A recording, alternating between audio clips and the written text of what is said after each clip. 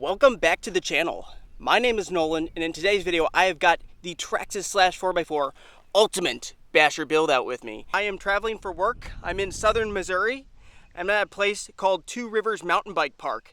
Now this is going to be the perfect place to test out the most recent upgrades I put on this machine. So if you watched the most recent video, I upgraded my drive shafts because I ended up breaking one of my eBay special drive shafts. So I went with the MIP X or Extreme Duty drive shafts. I bought them from Chicagoland RC, so a big shout out to Dan from Chicagoland RC. He is offering you guys 10% off of your purchase if you use discount code Chicago10 at checkout.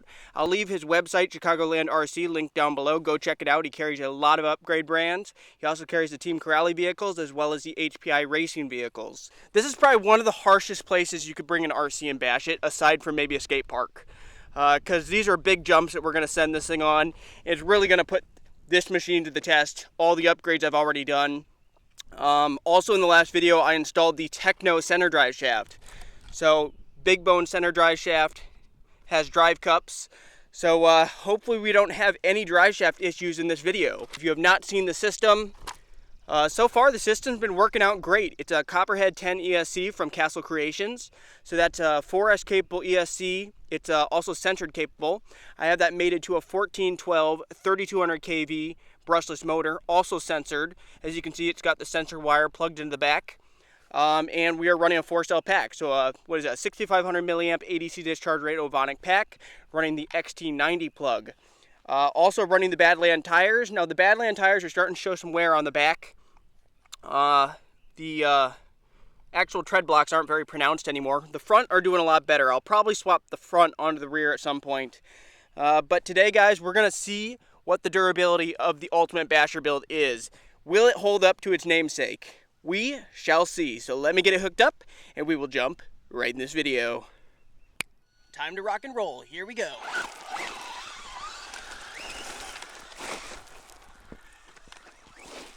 We're going to save this big ramp right here for later, because if anything's going to break this thing, launch it off of this ramp definitely could do that. So we'll start off maybe over here with some of these gravel jumps and maybe hitting the berm. That'll be fun.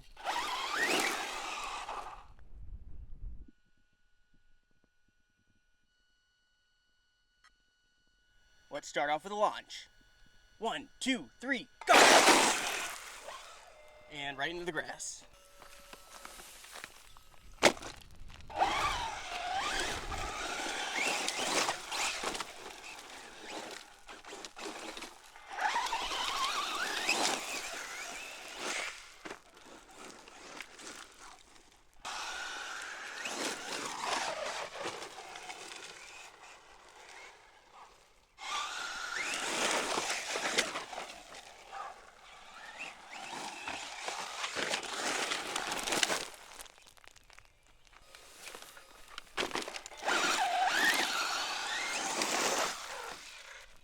Over the top of the berm.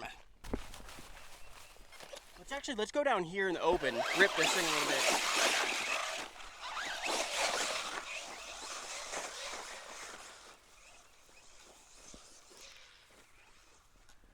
All right, let me catch up to it, guys. Also, by the way, if you are enjoying this whole Ultimate Basher build series, please go ahead and show your support by hitting that like button.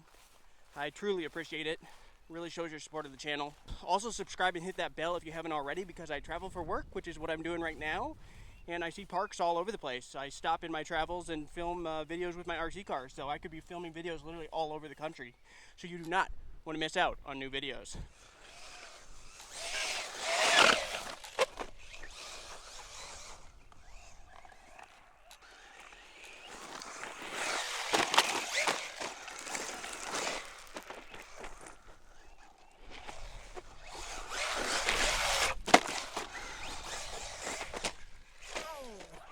Gotta put that on slow-mo, that's pretty cool.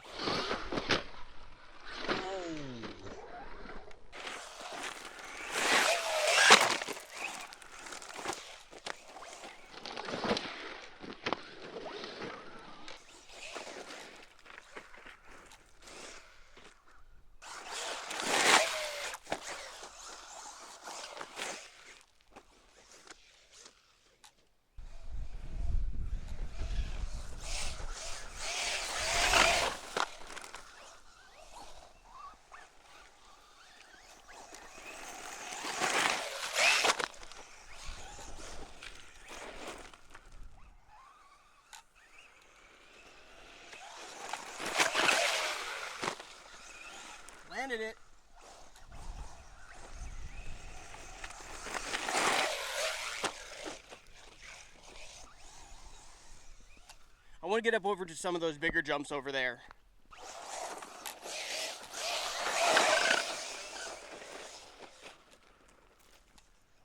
All right, let's get over to those jumps I was talking about.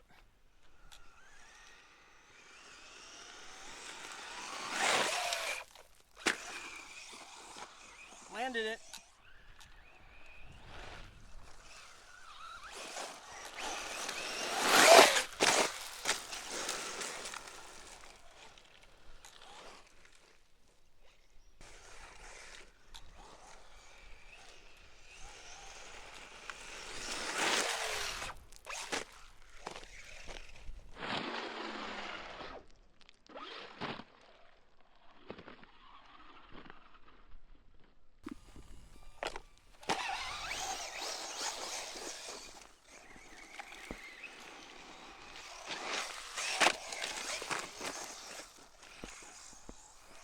I'm having a difficult time keeping this thing on the track though.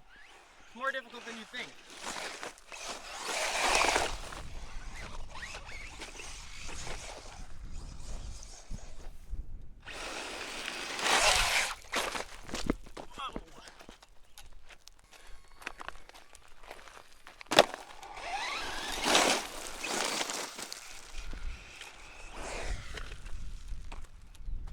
Alright, I'm going to back up a little bit more. So starting from right there, let's see if we can build up some speed and get a little bit of air in.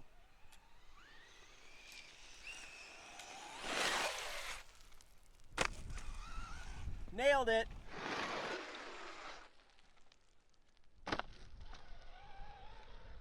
Nailed it. Now back in this direction.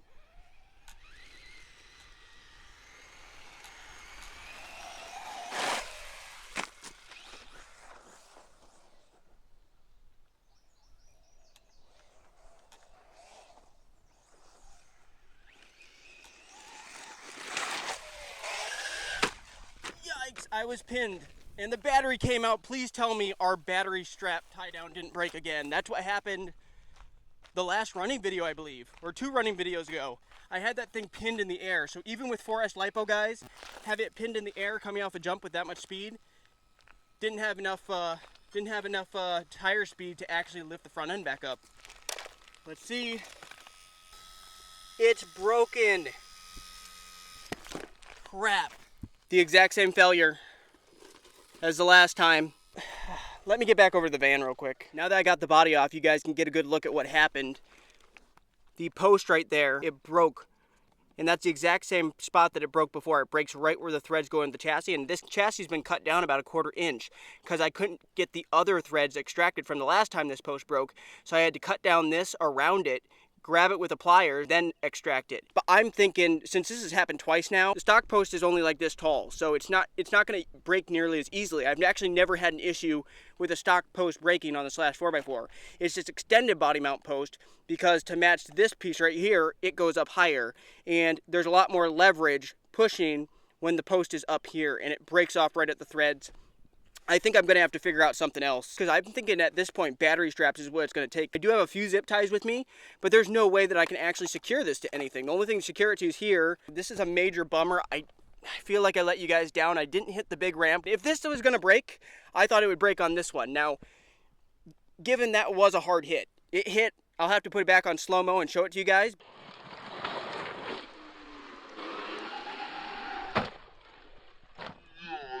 I was pinned. But it looked to be like a hard hit to right to the front. And when the batteries goes forward like that, you know, it breaks the post, I guess. But I'm not going to replace the post again if that's just going to happen every single time I hit it hard. Hey, but on the bonus side, all the plastics held up, all our RPM, suspension arms. That bumper took a few nasty hits. That looks good. Rear bumper's looking good, especially when it's warm because it's like 90 degrees out. This plastic's extremely flexible. And so far, no issues, I don't think, with this bumper hitting into the body. Because one thing I was worried about is on hard hits. Since this doesn't have a support brace right here, like the stock chassis, or like the stock bumper has, I was worried that this bumper would push right into the body. But at least so far, the body's looking pretty good. And I did reinforce it since the last time I ran it with Gorilla Tape, so that should make it hold up a lot better. We're going to need straps or something, because this isn't going to hold. So Let me know what your guys' suggestions are down in the comments below. I'm going to go ahead and wrap up this video. I do have another RC with me, so I'll go ahead and grab that out. Also remember, if you're interested in any of the upgrade parts I've shown you guys, go check out Dan from Chicagoland RC's website. I'll leave it linked below. Like I said, he's offering 10% off your purchase if you use discount code Chicago10. I'll also leave that down below. But otherwise, aside from that post, everything else is looking good. The MIP Driveshafts held up good. So I'm going to go ahead and wrap up this video. Thank you guys so much for watching. Until next time, see you later.